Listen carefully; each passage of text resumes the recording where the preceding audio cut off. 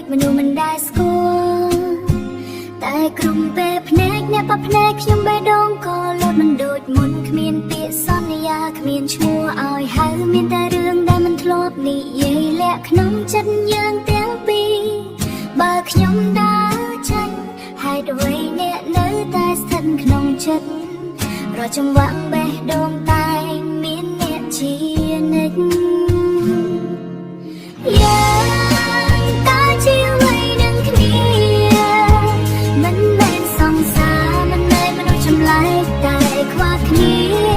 មួយថ្ងៃក៏មិនបានរកពេលនេះនិយាយថាលាចិត្តនៅតែទាញឲ្យត្រឡប់គ្មានឈ្មោះ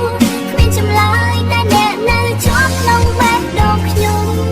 យប់ជ្រៅតាមផ្លូវដែលស្ងាត់យើងលាក់អារម្មណ៍ពីមនុស្សទាំងអស់